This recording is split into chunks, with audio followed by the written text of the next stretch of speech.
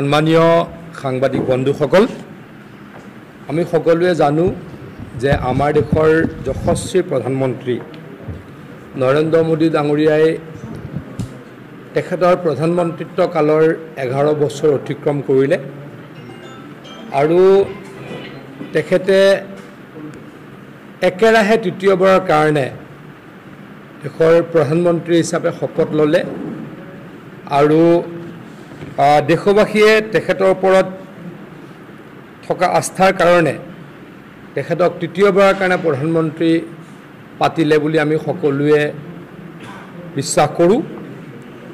যোৱা 11 বছৰত প্ৰধানমন্ত্ৰী নৰেন্দ্ৰ মোদী ডাঙৰীয়াৰ নেতৃত্বত আমাৰ দেশখনত কি এনে কিছু কাম সম্পাদন হ'ল, যাৰ কাৰণে হয়তো আমি ভাবোঁ দেশখন বহুত আগুৱাই গ'ল আৰু সেই কথা দেশৰ ৰাইজে স্বীকাৰো কৰিলে আৰু প্ৰধানমন্ত্ৰী ডাঙৰীয়াক তৃতীয়বাৰৰ কাৰণে পুনৰ প্ৰধানমন্ত্ৰী পাতিলে। সাংবাদিক বন্ধুসকল, প্ৰথমতেই কওঁ যে 2014 চনত ভাৰতবৰ্ষৰ অৰ্থনীতি আছিলে পৃথিৱীৰ 10ম স্থানৰ অৰ্থনীতি ইন টাৰ্মছ অফ ইকনমি। যদি আমি কওঁ সেইখিনি সময়ত আমাৰ ইকনমিৰ চাইজ আছিলে পৃথিৱীৰ ভিতৰত 10 নম্বৰ স্থান।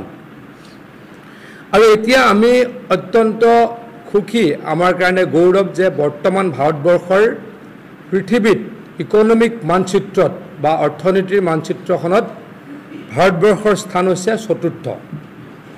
পৃথিৱীৰ 4th লাৰ্জেষ্ট ইকনমি হ'ল এতিয়া ভাৰতবৰ্ষ। গতিকে ভাৰতবৰ্ষৰ আগত মাত্ৰ 3খন দেশ আছে। আমি ভাবোঁ যে ভাৰতবৰ্ষই অহা 2 বছৰত 3য় স্থান অধিকাৰ কৰিব আৰু সন্মুখত মাত্ৰ মাৰ্কিন যুক্তৰাষ্ট্ৰ আৰু চীন দেশ থাকিব। পৰ্যায়ক্ৰমে ভাৰতবৰ্ষৰ আৰু 2টা উন্নতি হ'ব। আমি ভাবোঁ যে অনাগত সময়ত ভাৰতবৰ্ষ পৃথিৱীৰ প্ৰথম বৃহত্তম অৰ্থনীতিলৈকে ৰূপান্তৰিত হ'ব। গৌৰৱ গগৈৰ নিচিনা তথাকথিত হিন্দুৱে হয়তো গো মাংস টাচ কৰিব পাৰে, আমি কৰিব নোৱাৰোঁ। গৌৰৱ গগৈ ডাঙৰীৰ নিচিনা তথাকথিত হিন্দুৱে, তেখেত বৰ্তমান হিন্দু হয় নে নহয় মই নাজানো, গতিকে মই তথাকথিত শব্দটো ইণ্টেনশ্যনেলি কৈছোঁ।